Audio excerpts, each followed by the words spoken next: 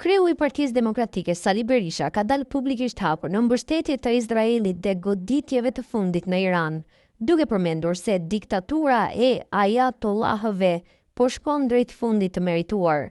Përmes një postimi publik në Facebook, Berisha ka bërë disa reflektime mbi situatën e fundit në lindjen e mesme, duke thënë se goditjet në zemër të regjimit nga forcat ajrore izraelite të mbështetura nga SBA po çojnë drejt fundit të merituar të regjimit diktatorial obskurantist, luftë nxitëse destabilizues të Teheranit.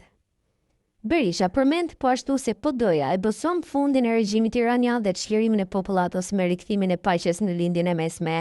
Në vijim mesazhi i tij plot: diktatura teokratike e ajatollahëve të Teheranit drejt fundit të merituar. Të dashur miq, goditjet në zemër të regjimit nga forcat ajrore izraelite të mbështetura nga SBA, asgjësimi i elitës terroriste të gardës dhe të ushtrisë ajatollahëve, sistemeve mbrojtëse dhe impianteve bërthamore dhe objekteve të tjera strategjike po çojnë drejt fundit të merituar regjimin diktatorial luftën nxitëse destabilizues të Teheranit.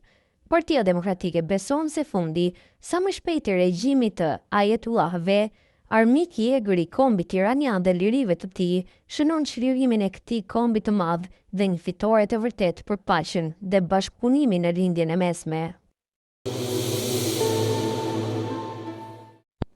Presidenti i Shteteve të Bashkuara të Amerikës Donald Trump u ka bërë thirrje Iranit dhe Izraelit që të arrijnë një marrëveshje paqeje, ndërsa në mesazhin e tij ka përmendur edhe rastin e Kosovës dhe Serbisë si shembull të suksesit të tij në diplomaci. Në një postim në platformën e tij, Truth Social, Trump ka deklaruar se gjatë mandatit të tij të parë kishte ndaluar një konflikt të mundshëm mes Kosovës dhe Serbisë, që sipas tij ishte gati të shpërthente në luftë. Irani dhe Izraeli duhet të bëjnë një marrëveshje dhe do ta bëjnë një marrëveshje, ashtu siç e bëra unë Indin dhe Pakistanin të arrijnë një marrëveshje. Gjithashtu gjatë mandatit tim të parë, Serbia dhe Kosova ishin duke e përshkallëzuar situatën me intensitet dhe ky konflikt i vjetër ishte gati të shpërthente në luftë. Unë ndala.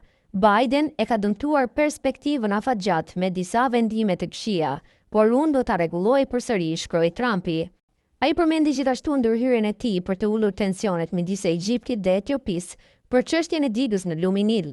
Në përfundim të tij, Trump tha se po zhvillon shumë telefonata dhe takime për të arritur paqe mes Izraelit dhe Iranit. Do të kemi paqe së shpejti midis Izraelit dhe Iranit, të bëj shumë dhe nuk marr kur merita për asgjë. Por është okay, populli e kupton. Bëj lindjen e mesme të madhe përsëri, shkroi Trumpi. Këto deklarata të tij vijnë në një kohë kur tensionet mes Izraelit dhe Iranit janë përshkallëzuar për të tretën ditë radhasi me kërcënime të ndërsjellta për përdorim të forcës edhe më të madhe.